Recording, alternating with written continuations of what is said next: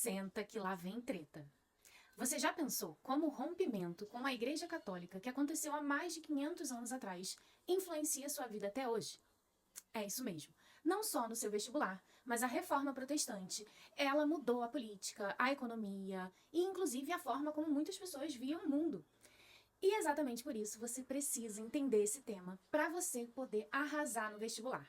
Então, não só para isso, mas se você for olhar, dá pra gente entender melhor o Brasil como um todo, atualmente, se você entende melhor as religiões protestantes. Então, vamos lá hoje.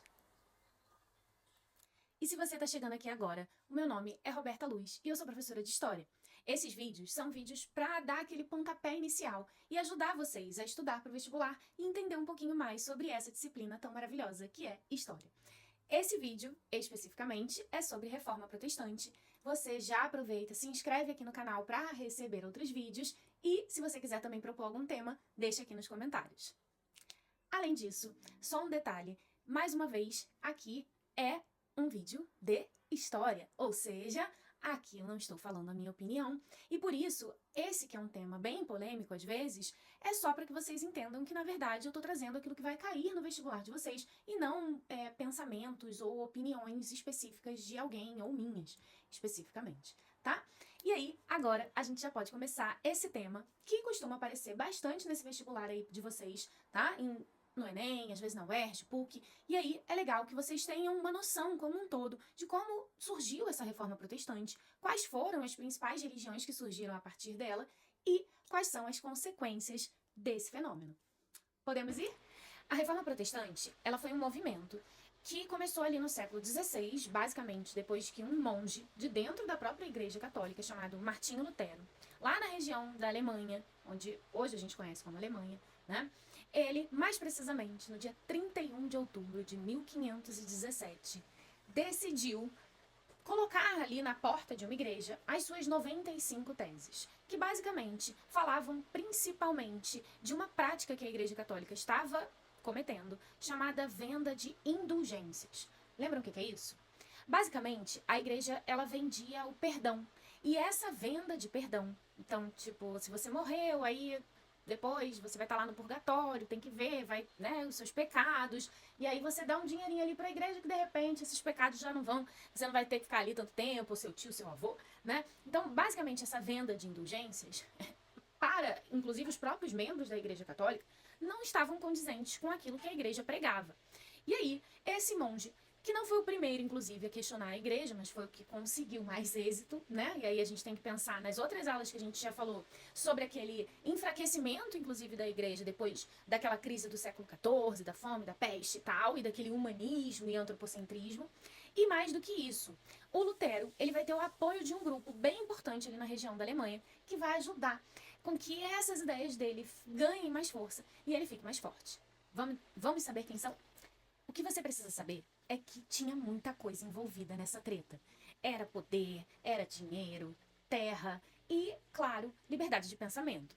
Então, a Igreja Católica, durante toda a Idade Média, ela foi muito poderosa, uma das instituições, inclusive, mais poderosas do mundo. Exatamente nesse momento, quando a gente tem ali um crescimento do humanismo, da burguesia, isso tudo acabou fazendo com que essa igreja começasse a ter mais questionamentos. E aí, as pessoas, elas queriam ler a Bíblia sozinhas, ou não depender do padre, porque, inclusive, todas as missas eram em latim. E muitas vezes as pessoas não falavam latim, sei lá, uma região lá da Alemanha, tá? Então é importante que muitas vezes essa galera também não queria mais que o dinheiro deles acabasse indo parar lá no Vaticano e não ficasse ali naquelas terras. Sabe quem também está querendo cada vez ter mais controle sobre essas terras que estavam nas mãos da igreja? A nobreza dessa região. Então lembra que eu falei que o Lutero recebeu o apoio de um grupo e é um grupo muito poderoso, porque a gente já viu que a nobreza ela estava naqueles altos estamentos, na verdade era o segundo estamento e portanto tinha muito poder e privilégio nessa sociedade, principalmente poder ter terras. E aí as terras da Igreja Católica também era algo que essas nobres, essa galera já está ali, ó, de olho para ver se consegue pegar. Bom, então depois que Lutero colocou aquelas 95 teses, é claro que a Igreja Católica não gostou. Inclusive, eu recomendo vocês assistam o filme Lutero, porque ele mostra aí essa parte, inclusive Lutero andando lá em Roma, quando ele vai visitar, e vendo, inclusive, muitas coisas que ele questionou depois na Igreja Católica. Mas a ideia é que não só o Lutero questionou a Igreja, como a Igreja, obviamente, não gostou, excomungou ele, mas ele recebe o apoio da nobreza da região ali da Alemanha.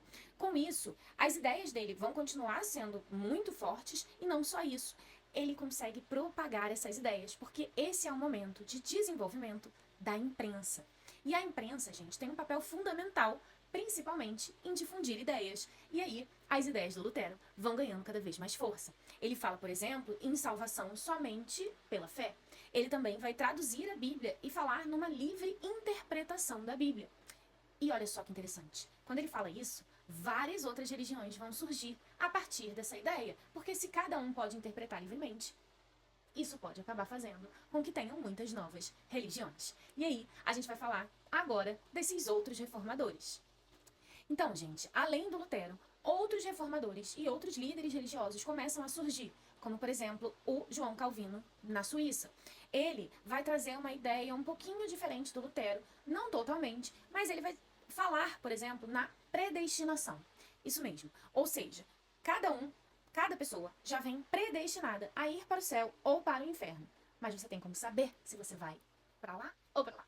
E aí, ele diz que você sabe disso principalmente através de uma boa prática, mas também através do enriquecimento, através do seu trabalho.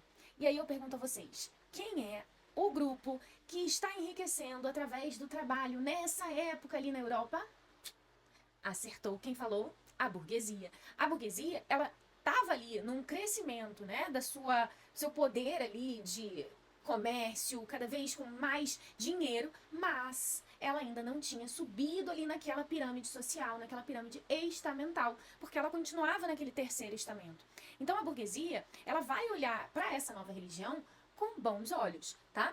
Mas não vai ser só ali o calvinismo que vai surgir. A gente tem na Inglaterra, por exemplo, o anglicanismo com o rei, né, que vai começar uma religião em que ele vai ser não só o chefe de Estado, mas também agora o chefe religioso, né? Esse rei, o Henrique VIII ali na Inglaterra, ele vai, de alguma forma, usar exatamente a religião como uma forma de ampliar ainda mais os seus poderes. Além dele, nós temos também os anabatistas, uma galera que vai usar também das ideias do Lutero, mas que vai pregar algo um pouquinho mais radical. Os anabatistas, eles dizem, por exemplo, que se o Lutero diz que nós devemos seguir os passos de Jesus Cristo e Jesus falava para você distribuir as suas riquezas, que nenhum rico ia entrar nos reinos dos céus e etc., por que a nobreza alemã, que tanto seguia o Lutero, não foi lá e decidiu distribuir as suas terras e as suas riquezas com os camponeses? Essa pergunta foi tão impactante que acabou gerando, de fato, uma nova religião e um movimento todo dessa região ali que a gente chama de Alemanha, né? Mas que depois vai acabar se expandindo para outras regiões também, que são os anabatistas. A reforma mudou tudo, gente. Não só a igreja sofreu muito impacto, a igreja católica, mas várias guerras religiosas vão acontecer, não só ali, mas também essa religião católica acaba trazendo, né, outra questão, que é a expansão desse cristianismo para essas terras que os europeus vão invadir exatamente nessa época. Estão lembrados ali de 1500, o que está rolando, aonde que eles estão invadindo? Pois é. Então, a questão religiosa, ela foi muito importante. E é claro que ela tem muitos impactos pra gente do Brasil. Não só isso, mas até hoje, como eu falei para vocês, nós temos muitas disputas, inclusive entre essas religiões protestantes, que estão muito presentes, até mesmo dentro da nossa política. Isso tudo, gente, é importante para vocês anotarem aí e já ficarem atentos, porque pode aparecer de alguma forma no vestibular de vocês. E exatamente essa questão, assim como o Renascimento e os outros temas que eu vou trazendo aqui para vocês, a gente tenta de alguma forma olhar não só para o passado, mas também fazendo conexões com o presente, que é isso que essas provas também vão buscar de vocês. Eu espero que vocês estejam gostando. Já aproveita, me segue aqui e lá no Instagram, professora Roberta Luz. Não deixe de seguir, comente, porque eu quero muito saber se vocês estão curtindo esses vídeos e se eu continuo fazendo exatamente nesse formato, bem curtinhos, para vocês pegarem exatamente o que vocês precisam desses conteúdos e depois se aprofundarem um pouquinho mais. Um beijo e até a próxima!